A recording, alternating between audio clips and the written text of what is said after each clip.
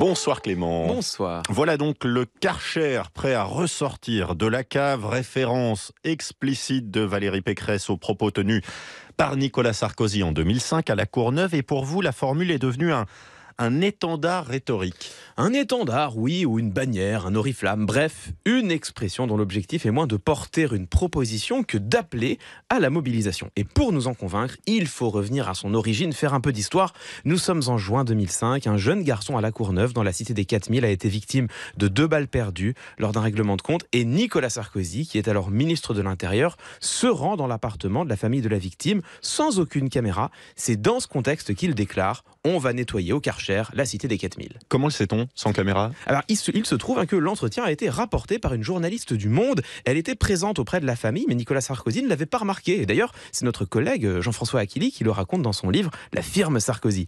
L'expression choque, mais le ministre de l'Intérieur persiste. Il la réaffirme quelques jours plus tard à peine dans le JT de France 2. J'ai passé 2h30 dans cette cité. Et qu'est-ce qu'ils m'ont dit, les habitants ? Qu'ils n'en peuvent plus.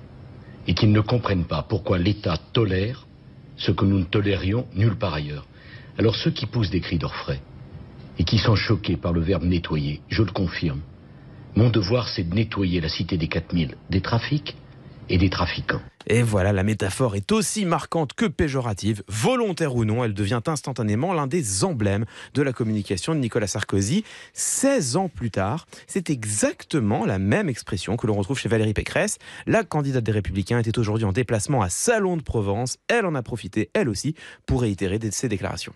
Il faut ressortir le Karcher. Il a été remisé à la cave par François Hollande et Emmanuel Macron depuis 10 ans.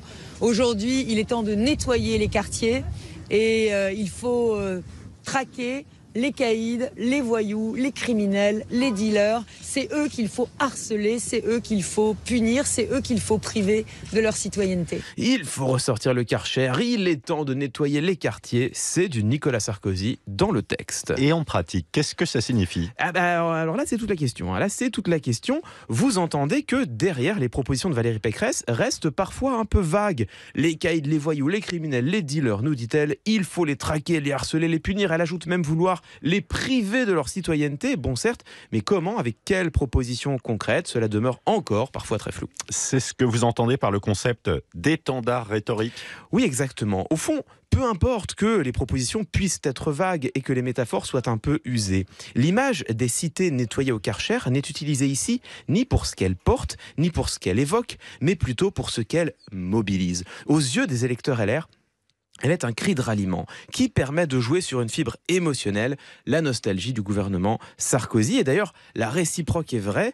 Pour les électeurs de gauche, le Karcher demeure encore aujourd'hui un repoussoir. Et dès lors, on comprend la tactique qui sous-tend la déclaration de Valérie Pécresse. Depuis qu'Emmanuel Macron a tenu des propos chocs sur le pass vaccinal, le risque pour elle, c'est d'apparaître comme un peu modéré et donc un peu inaudible. En recherchant le clivage, elle tente de recentrer autour d'elle le débat politique. Est-ce que c'est une tactique rhétorique originale ? Alors non, bien sûr, et même au contraire, c'est un classique de la communication électorale. Pensez par exemple à l'héritage gaulien. Le mot est désormais revendiqué par une très grande partie des responsables politiques, au point qu'on ne sait plus exactement ce qu'il désigne. Et d'ailleurs, on avait également observé cela chez les écologistes autour du terme radicalité. De Sandrine Rousseau à Yannick Jadot, toutes et tous s'en revendiquaient sans que l'on comprenne toujours exactement en quoi leur position était radicale. Bref, en période de campagne, certains mots sont avant tout des drapeaux. Et entre les lignes, c'était Clément Viktorovitch.